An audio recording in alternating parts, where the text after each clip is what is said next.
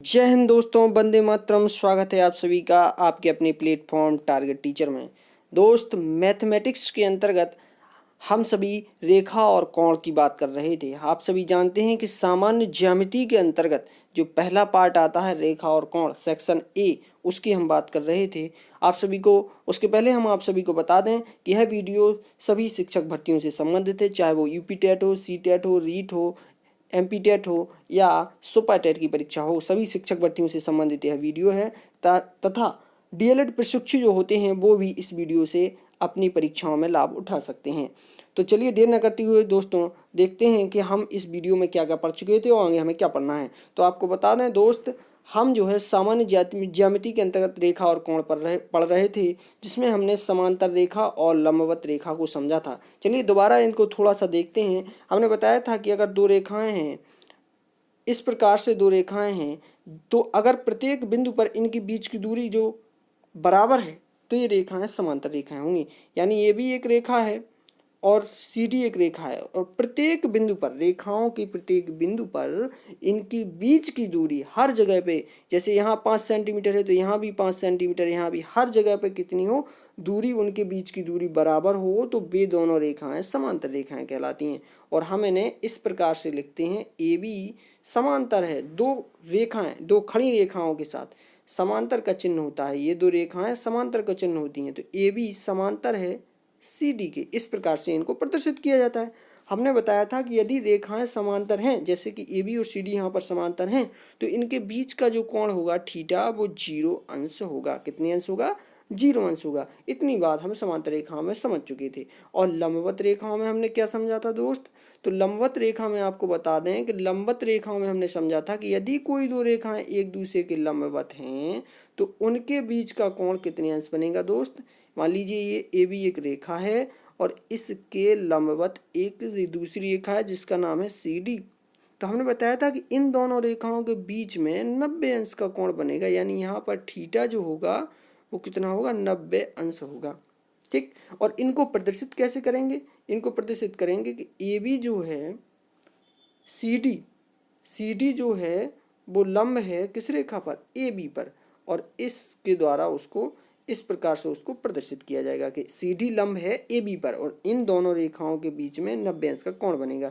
यानी यदि दो रेखाओं के बीच का कोण 90 अंश होता है तो वह दोनों रेखाएं एक दूसरे के लंबवत होती हैं।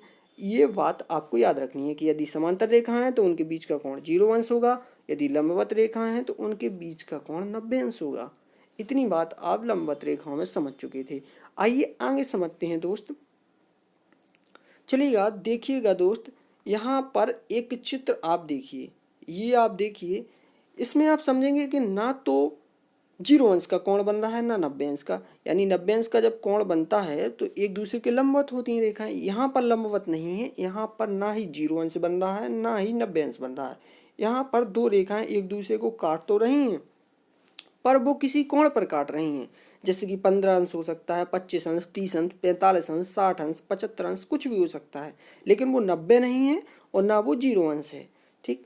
तो ऐसी कंडीशन में जब रेखाएं काटती हैं एक दूसरे को, जब दो रेखाएं एक दूसरे को इस प्रकार काटती हैं कि ना तो वो 0 पे काटें और ना ही वो, अगर 0 अंश बनेगा तो वो कभी काटेंगी ही नहीं। समांतर रेखाएं कभी एक दूसरे को काटती नहीं, लेकिन जब 90 अंश का कोण बनता है तो भी रेखाएं एक दूसरे के लंबवत हो जाती हैं। किंतु यहाँ पर 90 अंश भी नहीं बन रहा है, तो यहाँ पर कुछ एंगल बनते हैं। कितने एंगल बन रहे हैं? 4 कोण बन रहे हैं, यानी कि 4 एंगल बन रहे हैं। एंगल 1, एंगल 2, एंगल 3 और एंगल 4। ये 4 एंगल यहाँ पर दोस्त बन रहे हैं। 4 एंगल बन रहे हैं, एंगल 1, एंगल 2, एंगल 3, एंगल 4, यानी कोण 1, कोण 2, कोण 3 और कोण 4। 4 कोण बन रहे हैं। आप सभी देख रहे हैं कि कोण 4 बन रहे हैं। तो इन चारों कोणों को क्या कहते हैं? एक दूसरे के सम्मुख कोण बराबर होते हैं। इनमें संबंध क्या होता है हम आपको ये बताना चाह रहे हैं। तो इनमें जो संबंध होता है वो क्या होता है, हम आपको ये दिखाना चाह रहे हैं कि इनके बीच संबंध होता है कि एक दूसरे के बराबर होते हैं। जैसे हम कहेंगे कोण 1 किसके बराबर होगा? कोण 2 के बराबर होगा। कोण 3 कोण 4 के बराबर होगा। और कैसे बराबर होगा? सम्मुख कोण के कारण। शीर्षाभिमुख कोण भी कहा जाता है इसे। तो हम आपसे कहेंगे कि एक कोण 2 के बराबर है और 3 कोण 4 के बराबर है। तो आप इस बात को हमेशा याद रखिएगा कि सम्मुख कोण या शीर्षाभिमुख कोण हमेशा एक दूसरे के बराबर होते हैं। जैसे मान लीजिए एक रेखा है इस प्रकार से और दूसरी रेखा है इस प्रकार से, और यहाँ कोण बन रहा है दोस्त कितने अंश, 30 अंश। ये रेखा थी ए बी और ये रेखा है सी डी और यहाँ कोण बन रहा है 30 अंश। तो आप डेफिनेटली कह सकते हैं कि यहाँ जो कोण बनेगा वो भी 30 अंश बनेगा। ठीक, इतना आप समझ गए। तो अब हम आगे देखते हैं, अगर आप आशा करते हैं कि आप इतना समझ गए होंगे। ठीक है, अगर मान लीजिए दोस्त यहाँ 150 अंश का कोण बन रहा है तो बताइए यहाँ कितना कोण बनेगा, 150, क्योंकि यह सम्मुख कोण है। 150 बनेगा क्योंकि यह सम्मुख कोण है और सम्मुख कोण या शीर्षाभिमुख कोण एक दूसरे के बराबर होते हैं, इसलिए बराबर होंगे। तो 150 ऊपर तो 150 नीचे। तो इस प्रकार से आप ये बात समझ चुके होंगे। चलिए दोस्तों, आइए दोस्त अब हम देखते हैं रैखिक युग्म के बारे में। रैखिक युग्म क्या होता है इसको समझते हैं। दोस्त हमें ये बताइए कि अगर कोई एक सीधी रेखा है, ठीक, तो ये जो रेखा है मान लीजिए यहाँ पर बिंदु है ओ और यहाँ पर ए है और यहाँ पर बी है, और ए ओ बी एक सीधी रेखा है, ए ओ बी एक ऋजु रेखा है, एक सरल रेखा है। ठीक, हम कह सकते हैं कि ई ओ बी क्या है, एक सरल रेखा है। तो इस सरल रेखा के बीच जो कोण बनेगा, ये जो अर्धवृत्ताकार कोण बन रहा है, ये कितने अंश का होगा, 180 अंश का कोण होगा। हमेशा याद रखिएगा, आप पॉइंट बना लीजिएगा कि एक सरल रेखा या ऋजु रेखा कितने अंश का कोण बनाती है, 180 अंश का कोण बनाती है। ये बात आपके हमेशा काम आएगी। इसको हम देखिएगा कैसे आपको और बता रहे हैं कि मान लीजिए एक लाइन है 180 अंश की, यही लाइन है। अब मैं आपसे कहूँ कि इस ओ बिंदु से एक लाइन और इस प्रकार से, एक लाइन इस प्रकार से खींची गई है। ठीक, और मैं आपसे कहूँ कि इस ये जो एंगल है इतना, यहाँ पर मैं बनाता हूँ, यहाँ देखिए इस प्रकार से ये जो एंगल है 30 अंश का है। ठीक, और आपसे पूछा जाए कि बताइए ए ओ बी और यहाँ पर सी है, और आपसे कहा गया कि बताइए कोण ए ओ सी कितना होगा, तो आप आंसर कीजिएगा कि ए ओ सी कितना होगा। आप बता सकते हैं कि एक पूरी रेखा जो है 180 अंश की है और उसमें इस साइड का जो कोण है वो 30 अंश का है, और पूरी कितना है 180, तो इस तरफ कितना बचेगा, तो आप कहेंगे कि 180 में से 30 घटा देंगे तो यहाँ पर कितना बचेगा, 150 बचेगा। यानी आप डेफिनेटली कह सकते हैं कि कोण ए ओ सी जो होगा वो कितने अंश होगा, 150 अंश होगा। ठीक है दोस्त, इसको आप और समझिए थोड़ा सा। अभी अभी मैंने बताया था आपको कि दो लाइन अगर इस प्रकार से हैं, ठीक, और मैं आपसे कह दूं कि ये जो कोण बन रहा है वो 60 बन रहा है, बताइए कि ये जो कोण बनेगा वो कितना बनेगा, तो आप कहेंगे कि ये तो 60 बनेगा।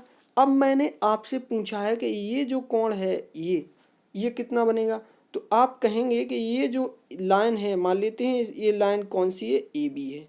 ये जो ए बी लाइन है एक सीधी रेखा है, और ए बी लाइन एक सीधी रेखा होने के कारण इस पर ये जो लाइन है ए बी, इस पर 180 अंश का कोण बनेगा, और उसमें से ये जो लाइन है इस प्रकार गई है तो यहाँ कोण बन रहा है 60। तो इस साइड कितना कोण बचा, पूरा 180 होता है, 60 इधर ही हो गया, तो इधर कितना बचेगा, 120। यानी इस जो कोण बनेगा ये जो 120 अंश का बनेगा, क्योंकि पूरा कितना होता है एक लाइन पर, इस पूरी लाइन पर कितना होता है, इस पूरी लाइन पर दोस्त होता है कितना, 180 अंश। तो एक तरफ जब कितना हो गया, 60 हो गया, जब इस पूरी लाइन पर 180 होता है और यहाँ 60 हो गया है तो यहाँ कितना बचेगा, 120, क्योंकि टोटल कितना होना चाहिए, 180। समझ गए। अब मैं कहूँ कि ये बताइए कितना होगा, तो आप कहेंगे 120। यानी अगर आपको दो रेखाएं एक दूसरे को क्या कर रही हैं, काट रही हैं इस प्रकार। अब इसमें से कोई भी एक कोण पता हो तो आप तीनों कोण बता सकते हैं। मान लीजिए ये भी रेखा है और ये सी डी रेखा है, और मान लीजिए आपको पता है कि ये कितना है, ये है 140 अंश। बताइए कि ये कितना हो जाएगा, आप कहेंगे कि ये 140 हो गया। क्यों होगा, क्योंकि यह सम्मुख कोण है। बताइए ये कितना होगा, आप ये भी बता सकते हैं। देखिए ये एक सीधी रेखा है, इस पर पूरा 180 अंश का कोण बनेगा, और यहाँ ये 140 हो गया तो ये कितना बचा, 40 अंश। कितना बचा, 40 अंश, क्योंकि पूरी रेखा पर 180 होना था। ठीक, तो ये 40 बचा, जब ये 40 है तो ये भी तो 40 होगा। ठीक, आशा करता हूँ कि दोस्त आप समझ गए होंगे। आज की वीडियो में दोस्तों इतना ही। कल के वीडियो में हम समझेंगे कि अंतःकोण क्या होता है, बाह्य कोण क्या होता है, संगत कोण, एकांतर कोण, इनके बारे में जानेंगे। तो धीरे धीरे हम अपनी ज्यामिति के सेक्शन को आगे बढ़ाते जाएंगे। वीडियो अगर पसंद आया हो तो दोस्तों चैनल को सब्सक्राइब कीजिए, वीडियो को लाइक कीजिए। थैंक यू दोस्त, धन्यवाद, शुभ रात्रि।